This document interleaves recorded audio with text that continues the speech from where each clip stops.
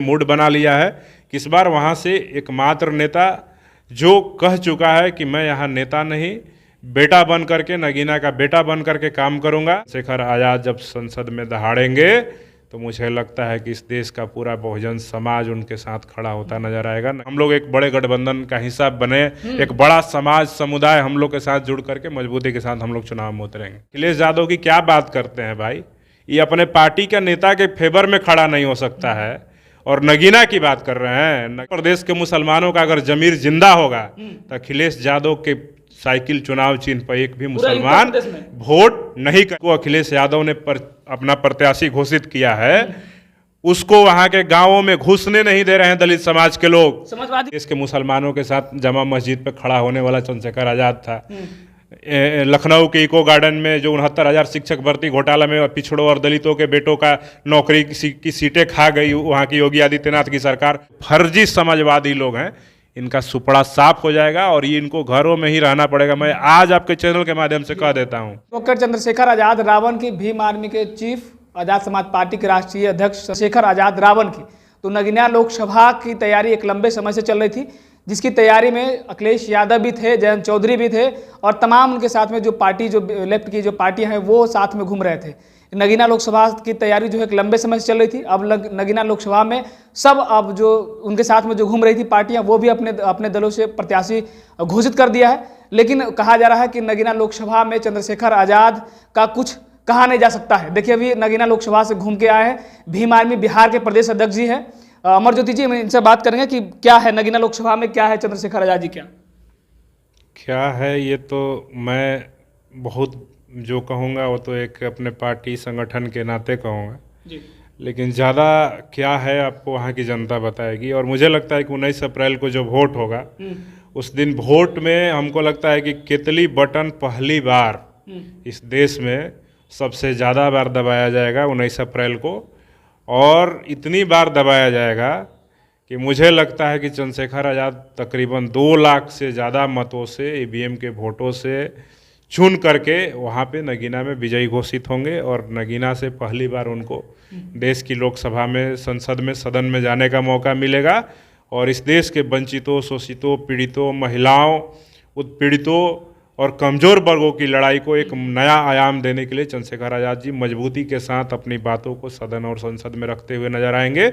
और कोई भी बहुजन विरोधी फैसला लेने के पहले चंद्रशेखर आज़ाद के सदन में होने के बाद सरकार को 10 बार नहीं 1000 बार सोचना पड़ेगा, क्योंकि चंद्रशेखर आज़ाद जब संसद में दहाड़ेंगे तो मुझे लगता है कि इस देश का पूरा बहुजन समाज उनके साथ खड़ा होता नजर आएगा, नगीना की ही जनता नहीं।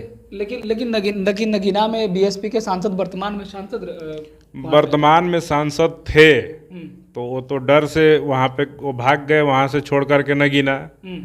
हम तो 15 दिन रहे हैं नगीना में, हम पूरा 5 विधानसभा घूमे वहाँ पे और 5 विधानसभा में मुझे सिर्फ और सिर्फ हम लोग अपनी पार्टी गाड़ी में पार्टी का झंडा भी नहीं रखते थे और सामान्य तरीके से घूमते थे। कहीं चाय की दुकान पे भी खड़े होकर के रुक करके पूछा करते थे। अच्छा। ऐसे तो क्षेत्र मुस्लिम बहुल क्षेत्र है तो वहाँ के जो सामान्य दुकानदार भी हुआ करते थे, चाहे वो किसी भी जाति के हों, किसी धर्म के हों, वो सारे लोग यही कहते थे कि अभी तो नगीना में एक ही नाम चल रहा है भाई, चंद्रशेखर आज़ाद।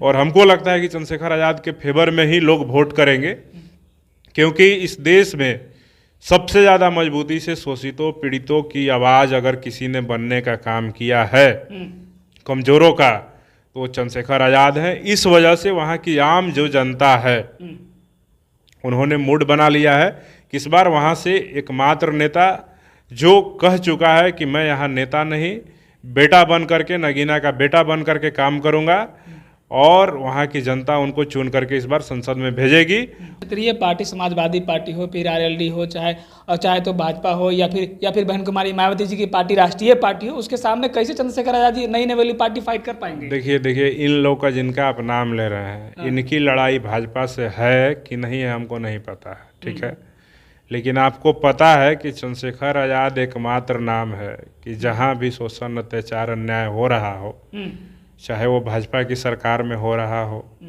चाहे वो कांग्रेस की सरकार में हो रहा हो, या तमाम अन्य जो क्षेत्रीय दल हैं उनकी सरकारों में हो रहा हो, तो सबसे मजबूती से उनके खिलाफ खड़ा होने वाला एकमात्र नाम है चंद्रशेखर आज़ाद। और जिनका जिनका आप नाम ले रहे हैं, जयंत चौधरी जी, वो तो अपने दादाजी को भारत रत्न दिलाने के चक्कर में भाजपा में विलीन हो गए। और जिनका एक और नाम ले रहे हैं, वो पूर्व मुख्यमंत्री के बेटे हैं, अखिलेश यादव जी, पूर्व मुख्यमंत्री के बेटे हैं और एक सामान्य शिक्षक के बेटे से डरे हुए हैं। तो इनके अंदर का खौफ बताता है कि चंद्रशेखर आज़ाद से ये लोग डरे हुए लोग हैं। अखिलेश यादव बोली ना, नाम बोलने में डर लग रहा है। अखिलेश यादव से हमको डर क्यों लगेगा? उनको तो वहाँ की जनता डरा के रखी हुई है कि कब सीबीआई, ईडी और तमाम का रेड हो जाए, इनको पता नहीं है। और अखिलेश यादव की क्या बात करते हैं भाई, ये अपने पार्टी के नेता के फेवर में खड़ा नहीं हो सकता है। और नगीना की बात कर रहे हैं, नगीना के मुसलमानों की, अब क्या बोले, उत्तर प्रदेश के मुसलमानों का अगर उत्तर प्रदेश के मुसलमानों का अगर जमीर जिंदा होगा तो अखिलेश यादव के साइकिल चुनाव चिन्ह पर एक भी मुसलमान वोट नहीं करेगा। बताएं कारण? कारण ये है कि एक भाजपा का नेता हुआ करता था जिसने कहा था कि कब्र से निकालो मुसलमान की बहनों को, बेटियों को, उसका कब्र से निकाल करके हम बलात्कार करेंगे। और वो नेता जो है पहले भाजपा में हुआ करता था। आप पता कर लीजिए कि आज वो किस पार्टी में है और उसके नेता कौन है। उस पार्टी में सदस्यता दिलाने वाले अखिलेश यादव हैं, जो मुसलमानों की बहनों और बेटियों के खिलाफ इस तरह की बात करता है। तो उत्तर प्रदेश के मुसलमानों को भी सोचने का समय है कि आपके अस्मिता के साथ खिलवाड़ करने वाला नेता अखिलेश यादव, अगर आज आप उसके फेवर में खड़े हो गए तो कल को अगर भाजपा के द्वारा आपके ऊपर दमन किया जाएगा तो ये नेता अपने घर में एसी में बंद रहेगा, आपके फेवर में खड़ा होने वाला नहीं है। जो अपनी पार्टी का एक मजबूत नेता आजम खान साहब जब जेल में हैं, उनके बेटे जेल में हैं, उनके लिए ये समाजवादी पार्टी के लोग किसी जिला मुख्यालय पे एक डीएम का और एसपी का घेराव नहीं करवा सकते हैं। ये उत्तर प्रदेश के मुसलमानों की रक्षा नहीं कर सकते हैं। ये सारे जो फर्जी समाजवादी लोग हैं, इनका सुपड़ा साफ हो जाएगा और ये इनको घरों में ही रहना पड़ेगा। मैं आज आपके चैनल के माध्यम से कह देता हूं कि अखिलेश यादव भविष्य में मुख्यमंत्री बनने का सोच रहे हैं ना, तो वो सफल अब होने वाला नहीं है। वो बन गए मुख्यमंत्री एक बार गलती से, जैसे भी हो, उस समय चंद्रशेखर आज़ाद नहीं थे, लेकिन उत्तर प्रदेश में अब अखिलेश यादव मुख्यमंत्री नहीं बन सकते हैं। प्रधानमंत्री का सपना तो भूल ही जाइए। एक सवाल और है कि चंद्रशेखर आज़ाद रावण की जो रैली में लोग जाते हैं, वो कहा जाता है कि सिर्फ भीड़ है, वोट में तब्दील नहीं हो सकता। और बहन कुमारी मायावती जी के लिए कहा जाता है कि उनके कैडेट वोटर है जो हमेशा से बीएसपी को ही वोट करेगा, दलित और मुस्लिम। देखिए, बहुजन समाज पार्टी की जो बात है, वो उस पार्टी को मान्यवर साहब कांसीराम साहब ने सींचा है और ये 2-4-5 सालों की पार्टी नहीं है। और आप जिस पार्टी की बात कर रहे हैं, आज़ाद समाज पार्टी, वो पार्टी तो 2020 में बनी मान्यवर कांसीराम साहब के जयंती के अवसर पे।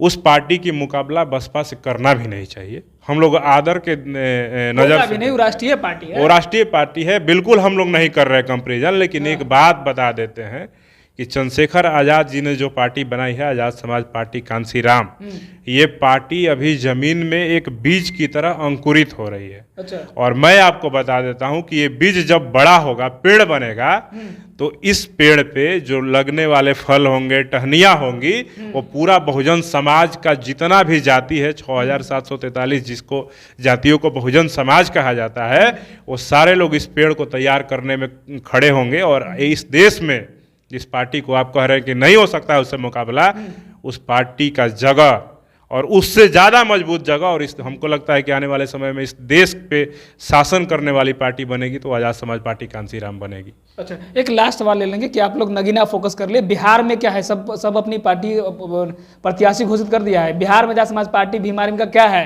कौन प्रत्याशी घोषित कर दिया? भाजपा वाला सब तो भाजपा वाला सब डरा हुआ है, डरा हुआ है। वो सब अभी तक अपना प्रत्याशी का लिस्ट नहीं जारी कर रहा है डर से।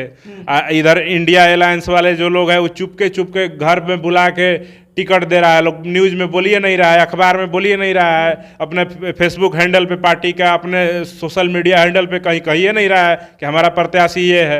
ये सब लोग डरा हुआ है। तो आप लोगों को तो पता नहीं है, आप लोग पार्टी क्या बात कर रहे हैं? हमारी पार्टी ने घोषणा कर दिया है कि बिहार में हम लोग 10 लोकसभा क्षेत्रों पे चुनाव लड़ेंगे और वो लिस्ट हमारे पार्टी के सोशल मीडिया हैंडल पे है। आप वहां से उठा करके देखिए, हमने 10 सीटों का घोषणा किया और 10 सीटों पे हम लोग चुनाव लड़ेंगे। इंडिया और एनडीए दोनों गठबंधन में जो पार्टियां नहीं है, जो नेता नहीं है, वो सारे लोग हम सबके संपर्क में। बिहार में नाम नहीं कहेंगे, बहुत सारे लोग जो हैं किसी गठबंधन में थे उनको बाहर कर दिया गया, बहुत सारे लोग हैं किसी गठबंधन में ही नहीं आप कब गठबंधन है, वैसे लोग भी हमारे संपर्क में हैं। समय बहुत 28 तारीख तक पहले चरण का नॉमिनेशन का डेट है मेरे भाई। आज है 23 तारीख, 5 दिन है। राजनीति में 5 दिन नहीं 5 सेकंड में यू टर्न हो जाता है। नीतीश कुमार जैसे लोग 5 मिनट में सीएम हाउस से राजभवन पहुंचते हैं, एनडीए के साथ हो जाते हैं, और 5 मिनट में ही वापस आते हैं एक अन्य मार्ग, और फिर राजद और इंडिया के साथ हो जाते हैं। तो 5 दिन बहुत बड़ा समय होता है राजनीति में, और हो सकता है कि हम लोग एक बड़े गठबंधन का हिस्सा बने, एक बड़ा समाज समुदाय हम लोग के साथ जुड़ करके मजबूती के साथ हम लोग चुनाव में उतरेंगे।